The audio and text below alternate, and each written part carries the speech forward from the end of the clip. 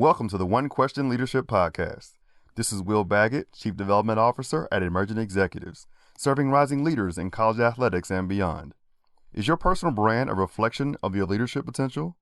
Well, look no further than our Executive Image Workshop, which has helped thousands master the art of professional presence, and we can do the same for your staff and student athletes. For more information, visit us on the web at www.execimage.org.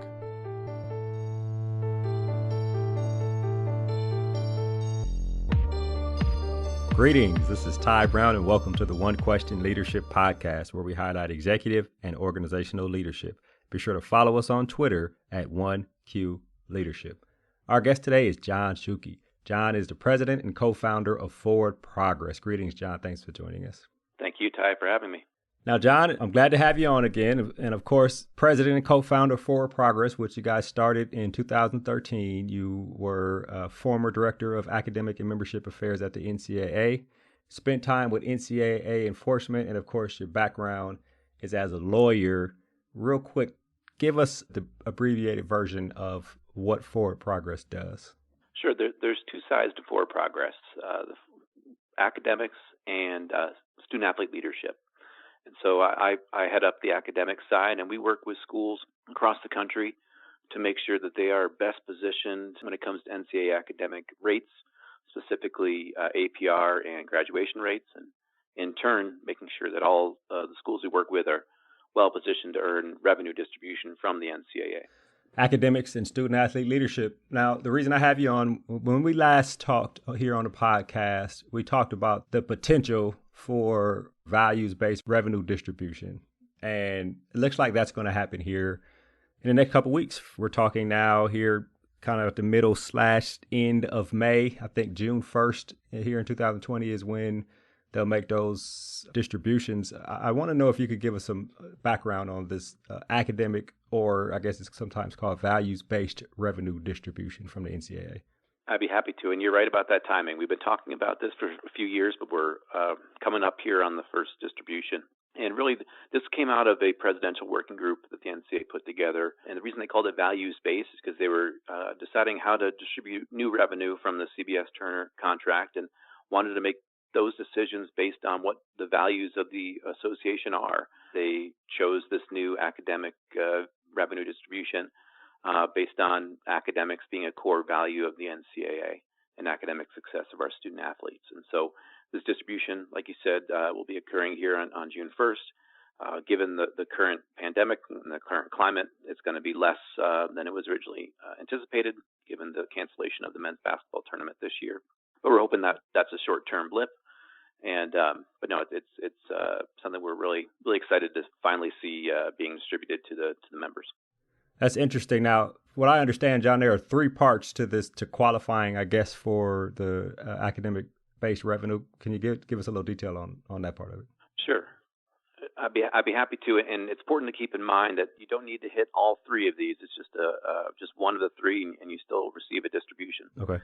The first is based on the academic progress rate, or the APR, and that's if all of your teams average a 985. So you take every team you have, take up their single year APR score, and divide by the number of teams you have and figure out your average that way. The other two are graduation rate based.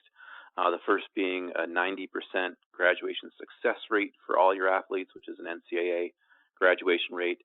And then the third method for meeting the distribution is using the federal graduation rate. And if your student athletes graduate at 13% higher than your student body graduated, then you earn the distribution that way. So those are the three methods you can earn the distribution. So if everybody's doing their things right in terms of being in the classroom and doing what they need to do, then they will get extra, I guess, distribution from the NCAA, just in a simplified form. No? There is some nuance to it. I guess that where a company like us comes in, where you could be doing a lot of the things right in the classroom, and one or two things might sink you that you're not tracking on. And so that's really where we come in and make sure that you're doing everything right from A to Z. So thinking about the pandemic, right? We mentioned earlier that this revenue distribution will be probably greatly reduced, but they will still give something in terms of this academic-based revenue. And is it too late, speaking now at the end of May, for people to position themselves academically during the pandemic? Right. So for this distribution that's going to occur here in a couple weeks, that it is technically too late for that. But it is not too late for next year's distribution, which we're hoping will be back to normal. And depending on the number of schools that meet the mark, we're looking at between $90,000 to $110,000, give or take, for each school. And so when we're thinking about revenue streams and new ones, that's a big one for any of our institutions. So there are a number of things that schools can be doing. One is, and what all the schools who work with us are doing, is you're projecting ahead. So you are figuring out ahead of time what our grad rate numbers are going to be. So many of the schools we work with, we already know what our grad rate numbers are, which is great. We're working ahead in that area. But when it comes to APR, there's a lot that you can be doing right now. If you're an administrator, boots on the ground, what you can be doing. The first is taking advantage of the latitude the NCAA national office staff is giving right now when it comes to student-athlete eligibility. I applaud the NCAA staff for understanding the unique situation that our athletes are being placed in, being forced into distance learning, and they are providing a lot of latitude to our member institutions when it comes to determining eligibility after this spring. And so schools need to be aware of that and be self-applying progress towards degree waivers for their athletes that might be ineligible after the spring if they can point to COVID-19 as the reason for that ineligibility. So that's really the first line of defense, is using the tools the NCAA is giving you right now, being aware of those as a compliance administrator or even an AD, and having those conversations with your compliance and academic staff to make sure that, hey, are we taking advantage of everything the NCAA is offering us here? In terms of institutions for the distribution coming up here in a couple of weeks or even for next year, can they plan ahead for that based on where they are? Yes. So right now, graduation rate data, this is purely coincidental, but the graduation rate data for next year's distribution, which again is that $90,000 to $110,000 we're anticipating, that data is actually due June 1st. So completely, the data is due June 1st. You won't actually see the money from that until next June. But if you're projecting ahead of time, you could know right now, today, if you looked at your data, or if you had someone like For Progress look at your data, we could tell you are going to earn a distribution. I think there's a lot of value that athletic directors and other folks will put on that certainty to know, yes, we can put it in the bank, we're going to get a distribution when it comes to grad rates. APR, if you know you're not going to meet one of the grad rate numbers, that's also important to know, because then you know, hey, we need to focus on our APR this year and really strive to hit that 985 average. Well, thinking about Forward Progress, right? Like I recently saw a couple of institutions who may lose postseason play because of APR. Talk to me a little bit about the assistance that Forward Progress has provided over the last couple of years, preparing specifically for this, and then in a bigger scale, just in general, in terms of APR and graduation rates and those type of things. So, preparing for the distribution has obviously been a focus. We've had 3 conference-wide agreements, which has taken up a great deal of time, where we work with every school in the conference, visiting campuses, meeting with coaches. Really, coaches are our front line here, and for the first 15 years of the APR system, coaches really haven't had to be too concerned about it as long as their numbers were okay, and the vast majority of coaches and teams were okay with avoiding postseason penalties and such. So we focus with coaches about what strategies they can employ. Across those 3 conferences, Ty, we were really excited. We were able to take, from when we started working with them, the projections had 15 of our 28 schools making a distribution. By the time we finished working with those 3 conferences, we got them to 27 out of 28 schools meeting a distribution. And so we were able to show through digging into their data, showing them some blind spots they might have, some processes the NCAA allows them to undertake that they hadn't undertaken. We were able to get them from point A to point B pretty quickly and really show a financial impact there. So when it comes to distributions, it's been a lot of our focus the last 2 years, but we've got some pretty well-tested and proven strategies to get schools to where they need to be. When it comes to APR generally, we work with a lot of schools.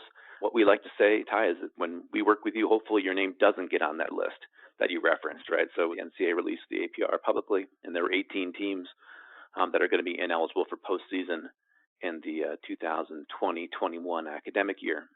We have worked with teams to get them above that threshold. right? So we're going to go again, same type of approach to distribution, but instead of trying to hit the really high numbers and average 985, we're looking at individual teams and what could be done, what maybe wasn't done to get that team above the 930 threshold and avoid postseason eligibility. So we've taken teams from 920 to say 935, and they don't end up on that press release, which they're very happy about. Right, and this is important, I guess, for the whole department, specifically athletic directors, when you're talking about postseason play and how it affects student athletes. Who specifically in the department do you work with when you're helping institutions or conferences move towards success in the areas you're talking about?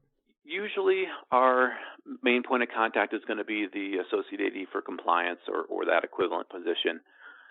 Some schools will house the APR under their academic staff, so the associate AD for academic support or whatever that might be called on campus. Usually, Ty, we're getting the call from the AD, and then he or she will delegate their primary point of contact to that associate AD. Do you find, John, that when schools call forward progress, they are in some form of jeopardy of not meeting the NCAA standards or already on some form of list? It will vary. Now, what we always like to ask is that a school be proactive rather than reactive. That's not always the case, and so it really does vary. Oftentimes, we'll get called because even if a school was on that list, they might still be below the numbers going forward, so they can improve going forward. And the NCAA also puts a number of different requirements on a school or a team that's in that position, like APR improvement plans and those sorts of things. And we work with a lot of schools to, if we weren't able to help them, either we weren't engaged or we just couldn't find a way to get the numbers where we want them to be, we still are able to help them going forward and improve. One pretty neat thing that came out, the NCAA released the top 10% of teams in each sport when it comes to APR. And they listed then the top 35 or give or take men's basketball teams.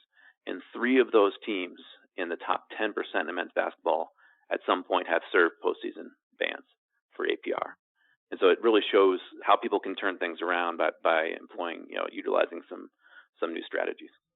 All right. Well, it sounds like you and Forward Progress, you guys are doing some good things out there when you focus on 2 things that are very important, which is academics and student athlete leadership. So hopefully people either are listening or people either have used your services or actually don't need your services, right? Which is a good and a bad thing for you guys. But then when you look at what the NCAA is trying to do when they get revenue and then they want to give it back out to the member institutions and conferences in terms of this academic distribution, I think it's a good thing. It is. It is a true example of putting your money where your mouth is. Right, exactly. Well, John, this has been an excellent conversation. I really appreciate you joining us here on the One Question Leadership podcast. Thanks for having me on again, Ty. I appreciate it. That was John Shukie. He's the president and co-founder of Forward Progress. And of course, this is Ty Brown with One Question. And keep in mind, the role of a leader is to create and maintain an environment that people want to be a part of. And as always, be better tomorrow than you are today.